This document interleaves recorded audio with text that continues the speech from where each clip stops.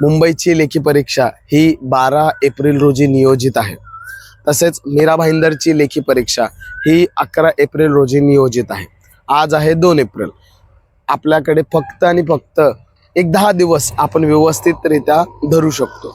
मग या 10 दिवसात असं काय अभ्यास केलं पाहिजे जेणेकरून चांगला अभ्यास झाला पाहिजे आणि लेखीला चांगलं स्कोर आला पाहिजे।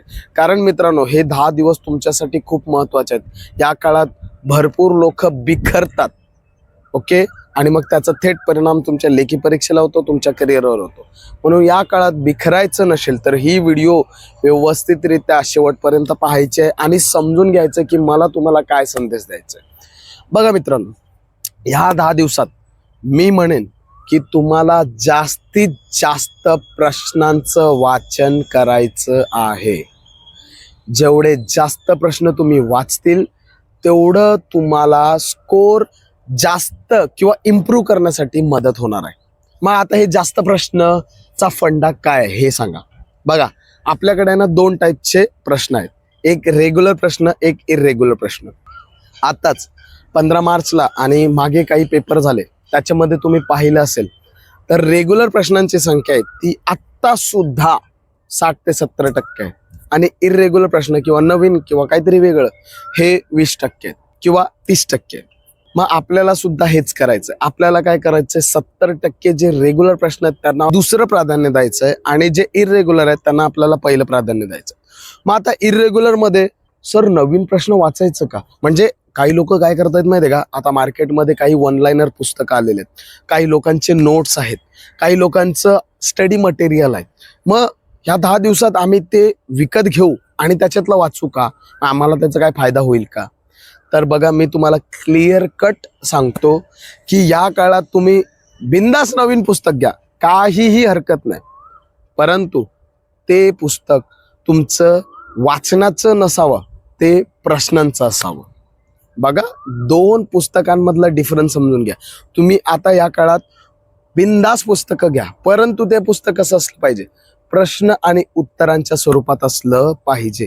मग ती टेस्ट असेल, ते पुस्तक असेल, ते नोट्स असेल किंवा ते काही असेल, कोणतंही स्टडी मटेरियल असेल, ते तुम्हाला काय करायचंय, प्रश्न आणि उत्तर स्वरूपात असेल, फॉर्मॅटमध्ये असेल, तेच घ्यायचं आहे। वाचतो, नोट्स आहेत, समजून घेतो, हे सगळं काम या 10 दिवसात करायचे नाही, ओके। पण ठीक आहे सर, आम्ही वन लाइनर पुस्तक आणलेलं आहे, आता त्याचं वाचन कसं करायचं? सिंपल आणि अति महत्वाचं, तुम्ही वन लाइनर आणलेलं आहे, काही प्रश्नसंच आणलेलं आहे, जे काही रेफरन्स आणलेलं आहे त्याच्यामधले जे तुम्ही वाचलेले आहेत, जे रेग्युलर आहेत, फक्त आणि फक्त तेच प्रश्न वाचायचे आहेत। या 10 दिवसात कोणतेही नवीन प्रश्न वाचायचे नाही, नाहीतर आपला अभ्यास झालेला नाही, आपला स्कोर येत नाही, ही भावना तुमच्या मनात येईल आणि ह्याचे थेट परिणाम तुमच्या लेखी परीक्षेवर आणि तुमच्या करिअरवर होईल।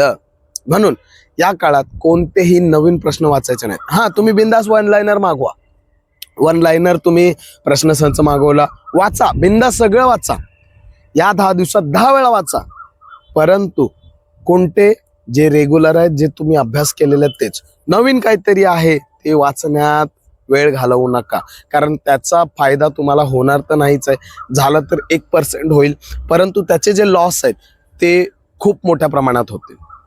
समजते मला तुम्हाला काय सांगायचं आहे? तर तुम्ही बिंदास मार्केटमधून प्रश्नसंच आणा किंवा काही आणा, परंतु ते प्रश्न तुम्ही जुने रेग्युलर जे आहेत तेच वाचायचे आहेत, नवीन प्रश्न वाचायचे नाहीत, करंट अफेअर्स वगळता, ठीक आहे।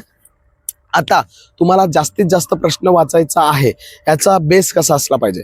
तर मित्रांनो बघा, तुम्हाला दिवसाला आहे ना एक 800 ते 1000 प्रश्न वाचायचं टार्गेट ठेवावं लागणार आहे।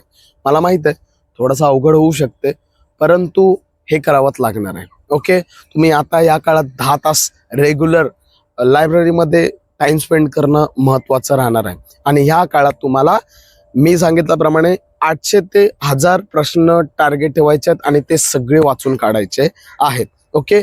आता हे करत असताना तुम्हाला रेग्युलर प्रश्न जे आहेत ते सुद्धा वाचायचे आहेत आणि इरेग्युलर प्रश्न आहेत ते सुद्धा वाचायचे आहेत। तुम्हाला माहित असेल की मी लास्ट टाइम तुम्हाला लेक्चरमध्ये सांगितलेलं की जे 24,500 आहेत, ओके, ते तुम्ही काय केलेले आहेत, जे तुमचे रेग्युलर प्रश्न आहेत ते तुम्ही वाचून काढले आहेत आणि जे इरेग्युलर आहेत त्यांना तुम्ही गोल केलेले. हे जर त्यांनी केलं असेल त्यांना आता खूप फायदा होणार आहे. त्यांना काय होणार आहे, जे रेग्युलर प्रश्न आहेत ते तर तुम्हाला वाचायलाच मिळतील आणि जे तुम्ही गोल केले होते बघा, हा तुफान रिव्हिजन त्याची होणार आहे. ओके, हा पण आता ह्या काळात हे करू नका, कारण हा काळ आता नवीन प्रश्न गोल करतो नंतर वाचू असं राहिलेला नाहीये. म्हणून तुम्हाला टार्गेट करायचं 24,000 प्रश्नाची अजूनपर्यंत जी काही रिव्हिजन झाली असेल होऊ द्या, परत एकदा ती रिव्हिजन तुम्ही करा. त्यानंतर तुमच्याकडे अजून जे जे काही प्रश्नसंच आहेत जे तुम्ही वाचलेले त्या सगळ्याची तुमची मॅक्स रिव्हिजन होणं गरजेचं आहे. या काळात जास्तीत जास्त रिव्हिजन म्हणजेच प्रश्नांचं वाचन हेच तुमच्यासाठी वरदान ठरणार आहे. कळलं का? कारण जेवढे जास्त तुम्ही प्रश्न वाचणार तेवढं तुमचा अभ्यास जास्त झाल्यासारखा वाटणार आहे. म्हणून कोणीही आता रेफरन्स मटेरियल आणि पुस्तकं वाचत बसू नका. या काळात तुम्ही जास्तीत जास्त प्रश्न आणि उत्तरं वाचायच्या भानगडीत लागायचं आहे. आणि इरेग्युलर प्रश्नाबद्दल मी तुम्हाला सांगितलेलं आहे. बघा, इरेग्युलर प्रश्न, ऑड प्रश्न, युनिक प्रश्न हेच तुमची खऱ्या अर्थाने मेरिट ठरवतात. परंतु हा काळ ते प्रश्न वाचायचं नाही, म्हणजे नवीन अलग लक्षात, म्हणजे ते तुम्ही अजूनपर्यंत वाचलेलंच नाहीये ते वाचूच नका.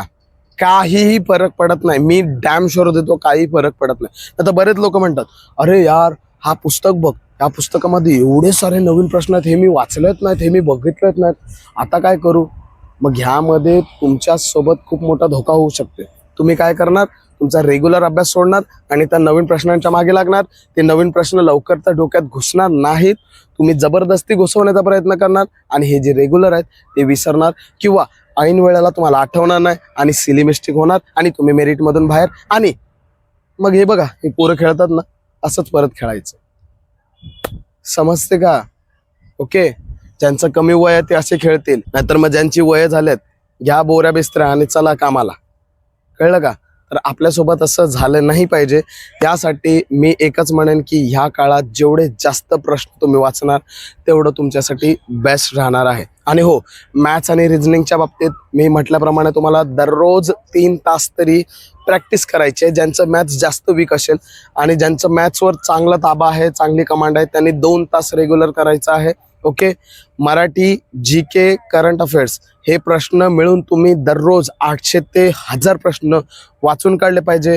आणि मॅथ्स आणि रिझनिंगचे तब्बल 50 ते 80 प्रश्न तुम्ही सॉल्व्ह केले पाहिजे. एवढं करा, माझी डॅम शुअर खात्री आहे 85च्या खाली कोणी उतरणार नाही मॉडरेट पेपरला. अलग लक्षात, हे फॉलो करा आणि यशस्वी व्हा. सगळ्यांना ऑल द बेस्ट.